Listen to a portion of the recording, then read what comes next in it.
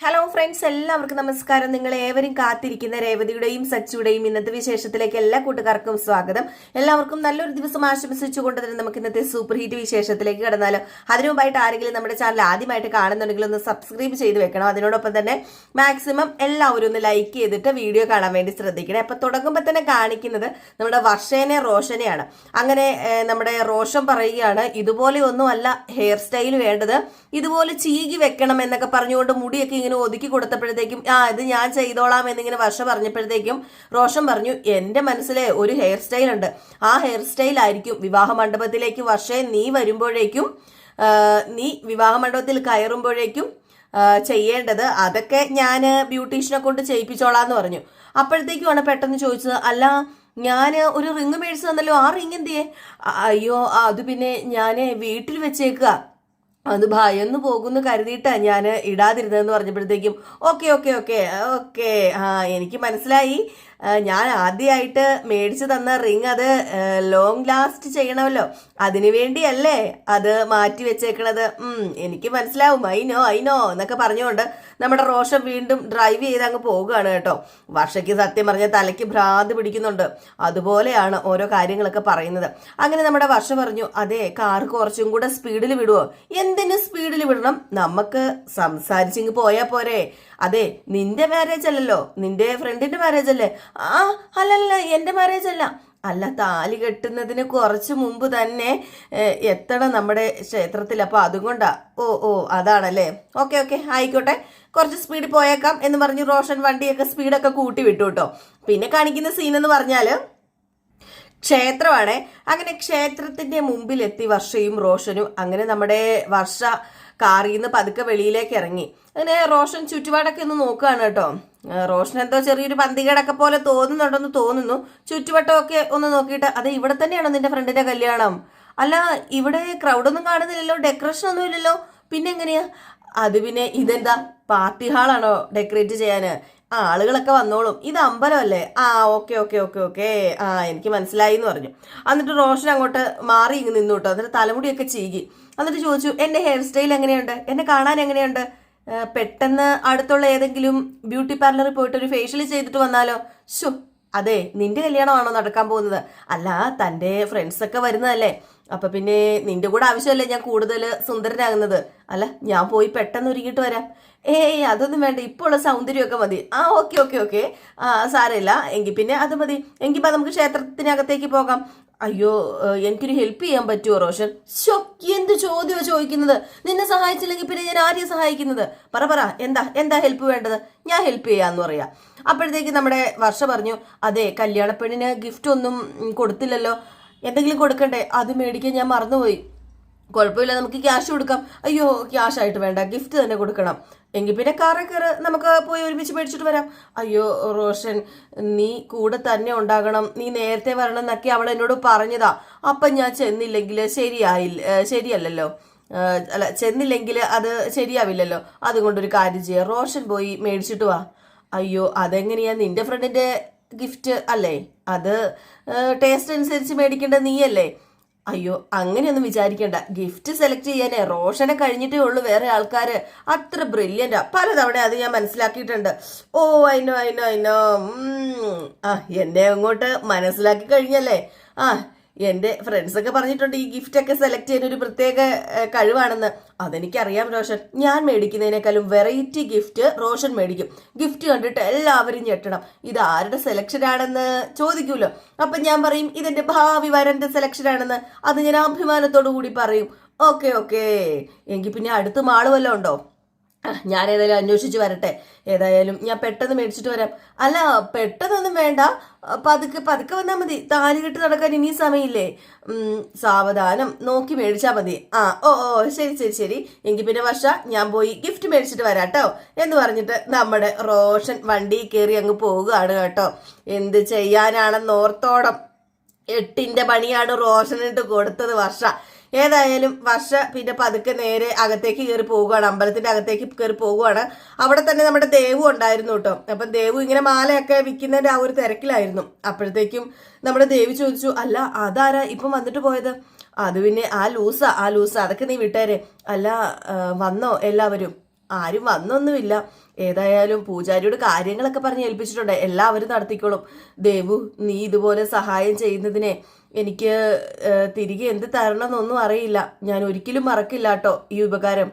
അതെ, ഞാനൊരു കാര്യം പറയട്ടെ വർഷ, നിനക്ക് വീട്ടിൽ പറഞ്ഞൂടെ? വീട്ടിൽ പറഞ്ഞിട്ട് സമ്മതത്തോടു കൂടി നടത്തിക്കൂടെ ഈ കല്യാണം? ഇല്ലില്ല, ഒരിക്കലും നടക്കില്ല. വീട്ടിൽ പറഞ്ഞ് ഇത് നടക്കാൻ പോകുന്നില്ല.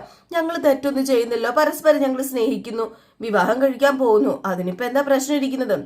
വീട്ടുകാരുടെ പിണക്കത്തിനും ദേഷ്യത്തിനൊക്കെ 2-3 ദിവസത്തെ അല്ലെങ്കിൽ 2-3 മാസത്തെ ആയുസേ കാണത്തുള്ളൂ. അതൊക്കെ പഴയപടിയാകും. അതുകൊണ്ട് നീ ഭയപ്പെടാതിരിക്കും ദേവു. ഈ കല്യാണത്തിന് കൂട്ടുനിന്നു എന്ന് ഇങ്ങനെ പറഞ്ഞ് നിനക്കൊരു പ്രശ്നം ഉണ്ടാകാൻ പോകുന്നില്ല. അതിന് ഞാൻ ഗ്യാരണ്ടി. നീ പേടിക്കൊന്നും വേണ്ട കേട്ടോ എന്നിങ്ങനെ പറഞ്ഞു. വർഷയ്ക്ക് നല്ല ധൈര്യമാണ് കേട്ടോ. അങ്ങനെ കല്യാണമാലയിലേക്ക് പെട്ടെന്ന് നമ്മുടെ വർഷ ഇങ്ങനെ നോക്കുകയാണ്. എന്നിട്ട് വർഷ ചോദിച്ചു, ഈ ഹാരം ഞങ്ങൾക്ക് വേണ്ടിയാണോ? ആ അതെ, നിങ്ങൾക്ക് വേണ്ടി ഉണ്ടാക്കിയതാ, ഞാൻ തന്നെ കോർത്തതാ. ആ നല്ല രസമുണ്ട് കേട്ടോ ദേവു എന്നൊക്കെ ഇങ്ങനെ പറയാണ്. അപ്പോഴത്തേക്കും നമ്മുടെ ദേവു പറഞ്ഞു, അതെ തൻ്റെ ഫ്രണ്ട്സ് വന്നിട്ടുണ്ട്, നമുക്ക് ക്ഷേത്രത്തിനകത്തേക്ക് പോയാലോ? ആ പോകാം, അതിനിപ്പോ എന്താ? അപ്പോഴത്തേക്കും ആ മുല്ലപ്പൂമാലയൊക്കെ എടുത്തിട്ട് നമ്മുടെ ദേവും അകത്തേക്ക് കയറി പോവുകയാണ് കേട്ടോ. പുറകെ നമ്മുടെ വർഷയും പോവുകയാണ്. വർഷയ്ക്ക് വല്ലാത്തൊരു സന്തോഷമുണ്ട്. കാരണം ആഗ്രഹിക്കുന്ന കാര്യമാണല്ലോ നടക്കാൻ പോകുന്ന. ആ ഒരു സന്തോഷമാണ് നമ്മുടെ വർഷയുടെ മുഖത്തുള്ളത്. പിന്നെ കാണിക്കുന്ന സീൻ എന്ന് പറഞ്ഞാൽ വർഷയുടെ കൂട്ടുകാരെല്ലാം ഹായ് വർഷ എന്നും പറഞ്ഞ് എല്ലാവരും അടുത്തേക്ക് വരിക. അപ്പൊ വർഷ ചോദിച്ചു, നിങ്ങളെല്ലാം നേരത്തെ വന്നോ? ആ ഞങ്ങൾ വന്നിട്ട് കുറച്ച് സമയമായി വർഷ. അതെ, നിന്റെ കല്യാണ ചെക്കനെ കണ്ടില്ലല്ലോ. ആ പിന്നെ നീ അല്ലേടി കല്യാണം കുറച്ച് കഴിഞ്ഞ് മതി എന്ന് പറഞ്ഞ് ഞങ്ങളെ ഉപദേശിച്ചത്? ഓഹോ, ഇത് പറയാനാണോ നീ എന്റെ കല്യാണം കൂടാൻ വന്നത്? അല്ല സാരി മേടിച്ചോ? ആ സാരിയൊക്കെ മേടിച്ചു വർഷ, ഞങ്ങൾ പിന്നെ സാരി മേടിക്കാതിരിക്കുവോ? ദേ ഇന്ന സാരി എന്ന് പറഞ്ഞു. അപ്പം ദേവുവിനോട് ചോദിച്ചു വർഷ, ഡ്രസ്സ് ചേഞ്ച് ചെയ്യാനുള്ള റൂം ഏതാ, കാണിച്ചു തരുമോ? ആ കാണിച്ചു തരാമല്ലോ എന്ന് പറഞ്ഞിട്ട് നമ്മുടെ വർഷ ഡ്രസ്സ് ചേഞ്ച് ചെയ്യാനുള്ള റൂമിലേക്ക്, വർഷയല്ല ദേവു ഡ്രസ്സ് ചേഞ്ച് ചെയ്യാനുള്ള റൂമിലേക്ക് വർഷനെ കൂട്ടിക്കൊണ്ട് പോകുകയാണ് കേട്ടോ. ഇതേ സമയം പിന്നെ കാണിക്കുന്നത് നമ്മുടെ രേവതിനെയും ശ്രീകാന്തിനെയാണ്. അങ്ങനെ രേവതിയും ശ്രീകാന്തും അമ്പലത്തിലേക്ക് എത്തുകയാണ് കേട്ടോ. അങ്ങനെ അമ്പലത്തിന്റെ ഫ്രണ്ടിലൊക്കെ ഇറങ്ങിക്കഴിഞ്ഞപ്പോഴത്തേക്ക് നമ്മുടെ ശ്രീകാന്ത് പറഞ്ഞു, ഏടത്തി 1 മിനിറ്റ് എന്ന്. അല്ല വർഷ വന്നില്ലല്ലോ, വർഷ വന്ന് കാണുമോ? ആ അവള് വന്ന് കാണും. ഏതായാലും ഏടത്തി കുറച്ച് സമയം ഒന്ന് വെയിറ്റ് ചെയ്യും, ഞാൻ വരുമെന്നേ അവളോട് പറഞ്ഞിട്ടുള്ളൂ. എൻ്റെ കൂടെ ഏടത്തിനെ കണ്ടാൽ ചിലപ്പോൾ അവൾ എന്നെ വഴക്ക് പറയും. അതുകൊണ്ട് ഏടത്തി ഒരു കാര്യം ചെയ്യും, ഇവിടെ വെയിറ്റ് ചെയ്യേ, ഞാൻ ആദ്യം ചെന്നിട്ട് അവളെ ഒന്ന് കൺവിൻസ് ചെയ്ത് വിളിച്ചുകൊണ്ട് വരാം. അതുകൊണ്ട് ഏടത്തി ഇവിടെ വെയിറ്റ് ചെയ്താൽ മതി എന്ന് പറഞ്ഞു. ആ ആയിക്കോട്ടെ ശ്രീകാന്ത്, എന്നാൽ പിന്നെ ഞാനിവിടെ വെയിറ്റ് ചെയ്യാന്ന് പറഞ്ഞു. ഏതായാലും നമ്മുടെ രേവതി അവിടെ വെയിറ്റ് ചെയ്യുകയാണ്. അകത്തേക്ക് ശ്രീകാന്ത് കയറി പോവുക. ശ്രീകാന്ത് പോയി കഴിഞ്ഞപ്പോഴത്തേക്ക് നമ്മുടെ രേവതി, അവിടെ കടയുണ്ടല്ലോ രേവതിയുടെ, അപ്പൊ അമ്മ ഇല്ലെന്ന് രേവതിക്ക് അറിയാം. എങ്കിലും ആ കടയിലേക്ക് കയറി അങ്ങ് പോവുകയാണ്. അപ്പൊ ദേവൂനെ കാണുന്നില്ല. ദേവൂനെ ഇങ്ങനെ തപ്പുന്നുണ്ട് കേട്ടോ നമ്മുടെ രേവതി. ഇതേ സമയം നമ്മുടെ ശ്രീകാന്ത് കല്യാണ മണ്ഡപത്തിലേക്ക്, അതായത് കല്യാണം നടക്കുന്ന അമ്പലത്തിന്റെ അകത്തേക്ക് കയറി പോവുകയാണ്. അപ്പൊ വീണ്ടും രേവതിനെ കാണിക്കുക. രേവതി ഇങ്ങനെ മനസ്സിൽ ഓർക്കുക, അശ്വ ദേവു ഇവിടെ പോയി, അവളെ കാണുന്നില്ലല്ലോ, ഇതൊക്കെ ഇവിടെ ഇട്ടിട്ട് അവൾ എങ്ങോട്ട് പോയത്, ഒരു ശ്രദ്ധയില്ല പെണ്ണിനല്ലെങ്കിലും എന്നൊക്കെ പറഞ്ഞിട്ടാണ്. അപ്പോഴത്തേക്ക് പെട്ടെന്ന് തൊട്ടടുത്തുള്ള ഒരു കടയിലെ ചേച്ചി വന്നിട്ട് ചോദിച്ചു, അല്ല രേവതി എപ്പോഴാ വന്നത്? അത് പിന്നെ ചേച്ചിക്ക് സുഖമാണോ? ആ എനിക്ക് സുഖമാ. അതെ, നീ വീട്ടിൽ നിന്നുള്ള മാല പൂക്കെട്ടിൽ നിർത്തിയിട്ട് വീണ്ടും പൂക്കട വരാൻ തുടങ്ങിയോ? അത് പിന്നെ ഞാൻ പൂക്കട വരാൻ തുടങ്ങിയതല്ല, ക്ഷേത്രത്തിൽ വന്നതാ. അല്ല അമ്മയ്ക്ക് എന്ത് പറ്റി, കണ്ടില്ലല്ലോ, ഒരു ദിവസം പോലും ലീവാക്കാത്ത ആളാണല്ലോ. അമ്മയെ മല്ലിയൂർ ദേവീ ക്ഷേത്രത്തിൽ പോയിരിക്കുക, അതാ അമ്മ വരാതിരുന്നത്. ഓ ഓ ഓ അത് ശരി. ഓ ക്ഷേത്രത്തിൽ വെച്ച് ഈ നാടക കല്യാണം നടക്കുന്നത്? അത് കുറച്ചു നേരം മുമ്പ് ദേവു മാല കെട്ടുന്നത് കണ്ടായിരുന്നു. അത് പിന്നെ എനിക്കറിയില്ല. ആരുടെ കല്യാണമാണെന്നും അറിയില്ല. ആരുടെങ്കിലും കല്യാണമായിരിക്കും. അതെ, ഒളിച്ചോടി വന്ന് കെട്ടുന്നതാണെന്നാ തോന്നുന്നത്. അതാ ആളും ബഹളവും ഒന്നും ഇല്ലാത്തത്. പാത്തും പതുങ്ങിയൊക്കെ പോകുന്നത് കണ്ടു. മാല പൂജിച്ചത് എടുത്തു കൊടുക്ക് മോളെ. മുമ്പൊക്കെ നിന്റെ കൈ കൊണ്ടല്ലേ അത് ചെയ്യുക. അങ്ങനെയാണെങ്കിലേ ഐശ്വര്യമായിരിക്കും, ഐശ്വര്യം.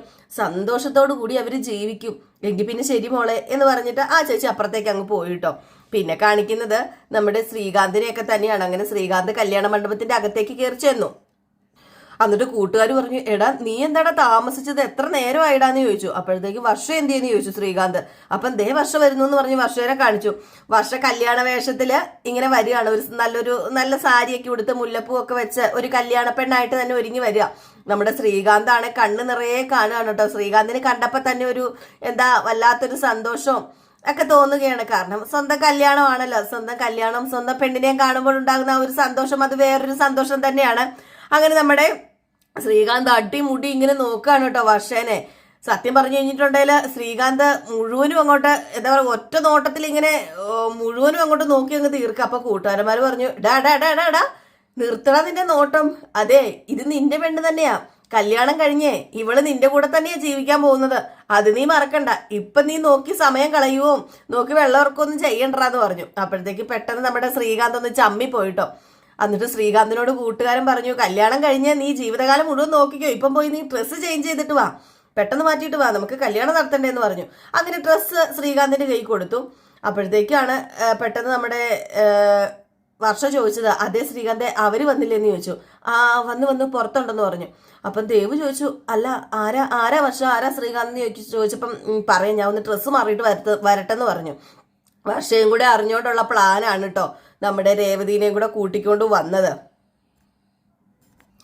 അങ്ങനെ നമ്മുടെ ശ്രീകാന്ത് ഷർട്ട് ചേഞ്ച് ചെയ്യാനൊക്കെ പോയപ്പോഴത്തേക്കും വർഷ പുറകെ ഓടി വന്നിട്ട് താങ്ക് യു, ഒരുപാട് നന്ദിയുണ്ട്. അതെന്താ നീ ഇപ്പം താങ്ക് യു ഒക്കെ പറയുന്നേ? അല്ല, നിനക്ക് വേണ്ടി അല്ല എനിക്ക് വേണ്ടി ഓടി വന്നല്ലോ. ഇങ്ങനെയുള്ള സാഹചര്യത്തിൽ ചിലപ്പോൾ ആരാണെങ്കിലും വലിച്ചെറിഞ്ഞേനെ. നീ എന്നെ വലിച്ചെറിഞ്ഞില്ല. ഞാൻ പറഞ്ഞത് നീ കേട്ടു. എൻ്റെ ആഗ്രഹത്തിന് നീ കൂട്ടുനിന്നു. ഈ ഒരു സ്നേഹം ജീവിതകാലം മുഴുവൻ നമുക്കിടയിൽ വേണം ശ്രീകാന്തെ. ജീവിതകാലം മുഴുവനും ഞാൻ ആഗ്രഹിക്കുന്നത് പോലെ തന്നെ. അതൊക്കെ ഉണ്ടാകും വർഷ. ഞാൻ ഡ്രസ്സ് ചേഞ്ച് ചെയ്തിട്ട് വരാട്ടോ, നീ അങ്ങോട്ടേക്ക് പൊക്കോളാൻ പറഞ്ഞു. ഏതായാലും നമ്മുടെ വർഷം അങ്ങോട്ട് മാറിപ്പോയി. വീണ്ടും നമ്മുടെ ശ്രീകാന്ത് ഷർട്ട് ചേഞ്ച് ചെയ്യാൻ അങ്ങ് പോവുകയാണ്. അങ്ങനെ ഡ്രസ്സൊക്കെ ചേഞ്ച് ചെയ്ത് കല്യാണ ചെറുക്കനായിട്ട് ഒരുങ്ങി വന്നു കേട്ടോ. ഒരുങ്ങി വന്നു കഴിഞ്ഞപ്പോൾ ശാന്തി വന്നിട്ട് രണ്ടുപേരും മാല പരസ്പരം അങ്ങോട്ടും ഇങ്ങോട്ടും ഹാരം കൈമാറാൻ പറഞ്ഞു. ഹാരം കൈമാറി. അങ്ങനെ അങ്ങോട്ടും ഇങ്ങോട്ടും അങ്ങോട്ടും ഇങ്ങോട്ടും അല്ല കേട്ടോ, നമ്മുടെ ശ്രീകാന്ത് സിന്ദൂരം ഒക്കെ തൊട്ട് കൊടുത്തു. അതിനിടയിൽ നമ്മുടെ വർഷയ്ക്ക് ഭയങ്കര ധൃതി കണ്ടു കഴിഞ്ഞപ്പോഴത്തേക്കും ശാന്തി പറഞ്ഞു, ഇതെന്താ മോളെ, ഇതെന്താ ഇത്ര വേഗത്തിൽ ഇത്ര ധൃതിയിൽ ചെയ്യുന്നത്, പതുക്കെ മതിയല്ല എന്ന് പറഞ്ഞു. എന്നിട്ടാണ് ലാസ്റ്റ് നമ്മുടെ ശ്രീകാന്ത് താലി കെട്ടുന്നത്. അപ്പം അത് കാണിക്കുന്നതിന്റെ ഇടയ്ക്ക് നമ്മുടെ രേവതി പുറത്തു നിന്ന് മാല കോർക്കുന്നതും കാണിക്കുന്നുണ്ട്. രേവതി ഇത് മനസ്സിലോർക്കിച്ചു, ഇത് എന്താ ശ്രീകാന്ത് വർഷം ഇതുവരെ വരാത്തത്, അവനിപ്പോ വരാന്ന് പറഞ്ഞാണല്ലോ, കാണുന്നില്ലല്ലോ എന്ന് പറഞ്ഞ് വെപ്രാളപ്പെട്ടാണ് നമ്മുടെ രേവതി നിന്ന് പൂവൊക്കെ കെട്ടുന്നത്. അങ്ങനെ കുറെ നേരമായിട്ടും നമ്മുടെ ശ്രീകാന്തിനെയോ വർഷേനെയോ ഒന്നും കാണുന്നില്ല. അപ്പൊ പിന്നെ രേവതി ഒന്ന് കയറിപ്പോയി നോക്കാം അമ്പലത്തിനകത്തേക്കെന്ന് പറഞ്ഞുകൊണ്ട് നമ്മുടെ രേവതി കയറി ചെല്ലുകയാണ്. ഈ സമയത്ത് കല്യാണമൊക്കെ കഴിഞ്ഞ് രണ്ടുപേരും ഹാരവും ഒക്കെ ഇട്ട് അവിടെ അമ്പലത്തില് ദൈവത്തിനെ ഇങ്ങനെ പ്രാർത്ഥിച്ചു തൊഴുതുകൊണ്ടിരിക്കുകയാണ് കേട്ടോ. ദേവും ഒക്കെ ഉണ്ട്, പിന്നെ കുറച്ച് ഫ്രണ്ട്സ് ഒക്കെ ഉണ്ട്. അങ്ങനെ നമ്മുടെ വർഷ ശ്രീകാന്തിനെ നോക്കിയപ്പോഴത്തേക്ക് ഭയങ്കര ടെൻഷൻ. അപ്പൊ വർഷ പറഞ്ഞു, എന്താ ശ്രീകാന്തെ വല്ലാണ്ടിരിക്കുന്നത്? അത് പിന്നെ വീട്ടുകാരറിയുമ്പോഴുള്ള ആ ഒരു അവസ്ഥ, അത് ഞാൻ ആലോചിച്ചതാ. അച്ഛനും അമ്മയും സച്ചിയേട്ടനും ഒക്കെ അവര് ദേഷ്യപ്പെടും, അവര് വഴക്കു പറയും, ചിലപ്പം തല്ലിന്നൊക്കെ ഇരിക്കും. അതൊക്കെ നമ്മൾ അങ്ങ് ക്ഷമിക്കണം. അതോടുകൂടി ഈ വിഷയമൊക്കെ അങ്ങ് അവസാനിക്കുന്നേ. ഇപ്പൊ നമ്മുടെ കല്യാണം നടക്കുക, സന്തോഷിക്കേണ്ട സമയല്ലേ. അത് കഴിഞ്ഞ് എന്ത് നടക്കുന്ന ആലോചിച്ച് ഈ നല്ല മുഹൂർത്തം നശിപ്പിക്കാതെ, ജീവിതത്തിൽ ഒരു കല്യാണമല്ലേ ഉള്ളൂ, അത് നമ്മൾ സന്തോഷത്തോടു കൂടി തന്നെ ചെയ്യണം, സന്തോഷത്തോടു കൂടി തന്നെ ഇരിക്കണം.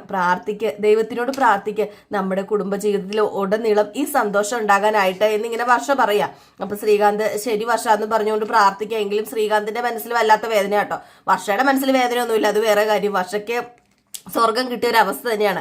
ഇതേ സമയമാണ് നമ്മുടെ രേവതി അമ്പലത്തിന് ഉള്ളിലേക്ക് കയറി വരുന്നത്. അങ്ങനെ രേവതി പതിയെ അമ്പലത്തിന്റെ ഉള്ളിലേക്ക് കയറി വരികയാണ് കേട്ടോ. കയറി വന്നിട്ട് പതുക്കെ ഇങ്ങനെ അകത്തേക്ക് കയറി. അപ്പൊ ഇങ്ങനെ കുറെ പേര് കൂടിയൊക്കെ നിൽക്കുന്നത് കാണുകയാണ് കേട്ടോ. ഒത്തിരി പേര് കൂടി നിൽക്കുന്ന കാണുന്നുണ്ട്. അപ്പൊ കല്യാണം ഉണ്ടെന്ന് അറിഞ്ഞല്ലോ. അപ്പം ജസ്റ്റ് ഒന്ന് നോക്കിയേക്കാന്ന് പറഞ്ഞുകൊണ്ട് നമ്മുടെ രേവതി എന്താ ചെയ്യുന്നത്, കല്യാണ മണ്ഡപത്തിലേക്ക് വെറുതെ ഇങ്ങനെ നോക്കിട്ടോ, കല്യാണം നടക്കുന്ന സ്ഥലത്തേക്ക്. അപ്പോഴത്തേക്കുമാണ് ആ കാഴ്ച കാണുന്നത്. നമ്മുടെ രേവതി ഞെട്ടിപ്പോവുകയാണ്. അപ്പൊ ഇതിനിടയിൽ നമ്മുടെ പൂജാരി ആണെങ്കിൽ ഒപ്പ് വെക്കാൻ വേണ്ടി, അതായത് രജിസ്റ്റർ ചെയ്യണമല്ലോ, അതിന് രജിസ്റ്റർ ചെയ്യാൻ വേണ്ടി ഒരു വലിയൊരു രജിസ്റ്റർ ഒക്കെ എടുത്തോണ്ട് വന്ന് നിൽക്കുന്ന ഒരു സമയവും കൂടെ ആയിരുന്നു. ആ ഒരു സമയത്താണ് രേവതി വരുന്നത്. രേവതി കാണാതെ ഇങ്ങനെ നിൽക്കുകയാണ് കേട്ടോ. രേവതി അപ്പൊ കണ്ടൊന്നുമില്ല. ആ ഒരു കാഴ്ച കുറച്ച് കഴിയുമ്പോഴേ നോക്കത്തുള്ളായിരിക്കും. അതായത് രേവതി കാണുന്നതിന് മുമ്പ് തന്നെ ഇന്ന് ആ ഒരു എപ്പിസോഡ് തീരുകയാണ് ചെയ്യുന്നത്. നമ്മുടെ രേവതി നാളെയാണ് കേട്ടോ സീനുകളെല്ലാം കാണാൻ പോകുന്നതും നമ്മുടെ രേവതിയുടെ അടുത്ത പെർഫോമൻസ് നടക്കാൻ പോകുന്നതും നാളെ തന്നെയാണ്. നമ്മുടെ ദേവുവിനെ അടിച്ച് പരിപ്പിളക്കും കേട്ടോ. ദേവു ആണല്ലോ ഇതിന് ഇടനിലക്കാരി. അപ്പൊ ഇങ്ങനെയൊക്കെ ഉള്ള കുറച്ച് സീനുകളൊക്കെയാണ് ഇന്ന് കാണിക്കുന്നത്. അപ്പൊ എല്ലാവരും കാത്തിരിക്കുക അടിപൊളി വിശേഷത്തിനായിട്ട്. അപ്പൊ മറക്കാതെ എല്ലാവരും കാണുക കേട്ടോ. അതുപോലെ തന്നെ ഇനി വരാൻ പോകുന്നത് നമ്മുടെ നയനിയുടെയും ആദർശിന്റെയും ഇന്നത്തെ ഫുൾ വിശേഷമാണ്. അത് മറക്കാതെ കാണണേ. അപ്പം എല്ലാവർക്കും നല്ലൊരു ദിവസം വീണ്ടും ആശംസിച്ചുകൊണ്ട് നിർത്തുന്നു. Tata bye bye.